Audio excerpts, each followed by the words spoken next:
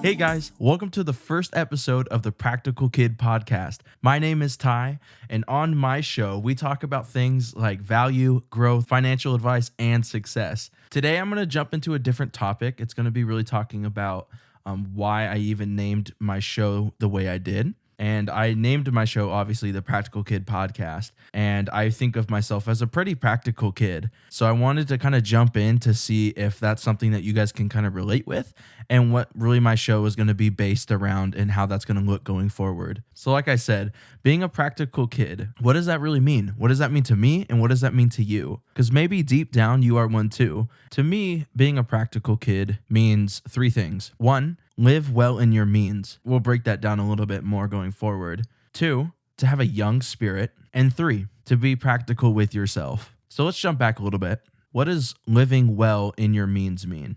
Well, to me, financially, it means don't spend more than what you have or don't spend more than what you make. It's pretty simple.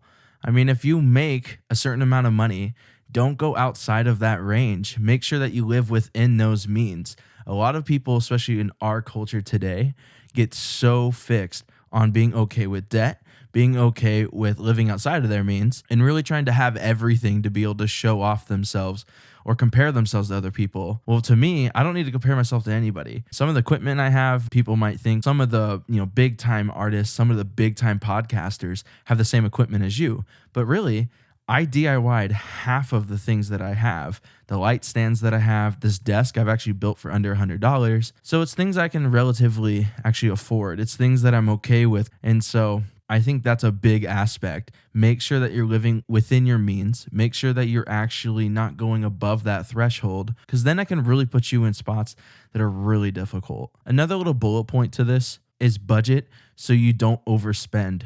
I know tons of people between the ages of 17 to 26 that don't budget. It's a terrible concept to not budget. I think budgets are the best thing you can do for yourself as a young person. They show you how much freedom you actually have. And it's just another tool to help you live with inside your means. And my last bullet point for this is don't be okay with debt.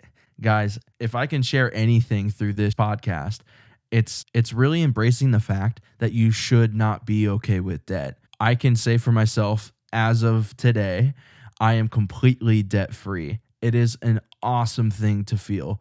It is an awesome way to live. You don't owe anybody anything. You own everything you have. You can live off cash, you can save up, and you don't have to do it on someone else's terms or paying it off to some other agency. Millionaires say all the time, there's three things that get you to be a millionaire. One, don't live with debt. Two, pay off your house early. And three, invest into your retirement plans and your 401ks. Guys, there is no get rich quick scheme out there. Hence the word scheme. It's not a reality here, guys, especially for us that are living inside that 17 to 26 range. Of course, there's millionaires out there that are within that age, and go for you. I am so happy for you. But for myself, I'm not there yet. And this is a podcast that talks all about growing, being able to learn those steps to be able to get to that point. My second bullet point is to be a young spirit. That can mean a lot of different things. So I'm going to break it down a little bit. To have a young spirit, I think, is to really be that inner kid. Do you ever remember being young? You did a lemonade stand that summer that made you really happy, or even just learning to ride that bike for the first time. There's so many things, right? And I think it's that bubbly spirit, that really happy time that you actually have. That childlike happiness that you have is motivating. You never really question yourself about things. You just attack things over and over and over. And you're really happy, you're really motivated. And so I think it's that spirit that you really want to motivate yourself to be. I also think having a young spirit means to express joy with the things you do. I'll speak for myself. I do not like doing things that I do not have a passion for, or that I can actually express joy for or express happiness, right? For me as a little kid, I always wanted to learn how to mow the lawn. And the first person who actually taught me how to mow the lawn was my great grandmother. She passed away not too long ago. She was very influential in my life, but she always took the time to be able to teach me something that I actually expressed joy towards. And that really motivated me to be able to carry on and do other things and learn how to do it better. I can tell you the first time I cut the lawn, it was terrible. My grandmother looked at me with all of this rage and she's like, "You cut the lawn way too short. This part is too high." And it was just one of those things that I had to learn from it, right? And I guess that kind of cascades me into my next point. Learn from your mistakes. When you're a young kid, you're going to make so many different mistakes. But I mean, even from the age of 17 to 26, we constantly make mistakes, right? Embracing that young spirit to know that you are going to have mistakes sometimes, you are going to fail sometimes. Don't let that get you down. Let that motivate you. Let that cascade you into the next step of your life. And trust me, going through my journey from 17 till now, because I'm 22 now, on my way to 26, but I made many mistakes. I didn't put myself in a financially great spot during college. I went through a period of time where I only had like 18 cents in my bank account for 2 months.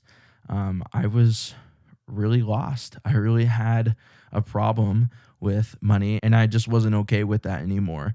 And we'll get into more of my stories, but I'll definitely be making another video to kind of just explain who I am and my background. But I really want to jump into why I'm making the name for this because I think it's important. My third reason as to what it means to be a practical kid is to be practical with yourself. One definition for the word practical is likely to succeed or be effective in real life circumstances. I love that definition. It speaks a lot of value to me because I've been able to see how I've grown over the last couple of years, how the line of success has been for me to get to the point where I am now. And I totally want to believe that I am likely to succeed in a real life circumstance like this. I definitely see myself growing this and helping you guys grow in the process as well to one day where this is actually my full-time job. A couple bullet points for this third reason is to be true to who you are. I really think a lot of people feel like they have to put on a face to be somebody who they're not really sometimes, especially when you're going through school. I can say for myself, later into high school, I really started to get within like the popular crowd, but I never really was popular. Still, I was always looked at as kind of the weird, quirky kid. And honestly, I kind of like that. It's something that defines me and kind of makes me a little different and more outspoken. I guess some people would kind of describe me as an extrovert, sometimes an extrovert on steroids. And honestly, I really like that. I really like that about myself. That characteristic has stuck with me for over the years, and it's really helped me with multiple different people from all types of different backgrounds. Another bullet point, don't overcomplicate things that are simple. So many times we overcomplicate the simplest little things. I think in some scenarios, sure, I want things to go perfectly and I want things to run smooth the first time and never have a problem. But sometimes I overcomplicate the simple things and it never really gets me forward. It never really pushes me or motivates me to go on. And I usually just stop whatever I'm doing. And that's a bad habit to get into. And so try to push through a little bit of that and try to realize that you don't have to have everything really complex or perfect the first time. It's okay to just roll with it and go. I had a friend who's a fellow podcaster who actually kept telling me, "Tai, you don't need all this great equipment. You don't need the perfect lighting. You don't need the perfect scenarios. Just pick up your phone, put a mic into it and go." And for me, I was kind of caught off guard by that. I wanted to have all this good equipment to kind of bring that quality out for you guys that I know that I can provide. But he was really right in a lot of ways. It's mostly that value that I can bring to you guys more so than anything else. But having good quality equipment, I don't think is a downside. My last point to all this is be reasonable with every success that you'll have. Something that I really have a hard time with is setting goals that are very reasonable. And I think I set these goals that are sometimes really, really high, which is great. It's something that I definitely could shoot for. but I lose this reasonable aspect for myself. It's almost like I shoot for the stars and I just get to the ozone sometimes, which is a huge accomplishment to be able to hit a goal that's very high above your normal standard. And I think that's great. But one of my family members one time told me, Ty, you're really going to have to start setting yourself some reasonable goals just to get you started, just to actually get your feet wet and get you going. And one of the aspects that we were talking about was weight loss. And I learned that sometimes I try to set really high goals when it comes to my weight loss. And of course, as you can see, I'm a pretty big dude.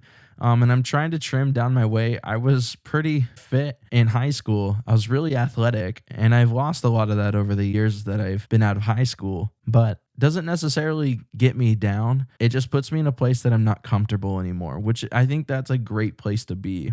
You should never be in a place where you're too comfortable. A really smart man once told me, you got to be comfortable with being uncomfortable. And that's one of the biggest things that I've taken to heart. Every single time that I've ever found myself to be in an uncomfortable place, I've grown and seen a ton of value out of it, where it's created the Ty that you see here today. Those are pretty much the topics that really created what it means to be a practical kid in my eyes. And it's really what's allowed me to kind of create this show that's going to talk a lot about these subjects, a lot of this underneath value that can be grown. So that's pretty much why I named all this the Practical Kid Podcast. Again, live well in your means, have a young spirit, and be practical with yourself.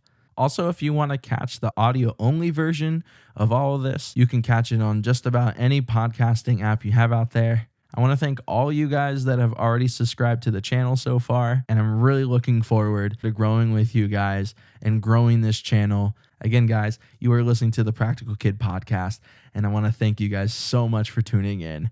I'll catch you guys on the next one. Peace.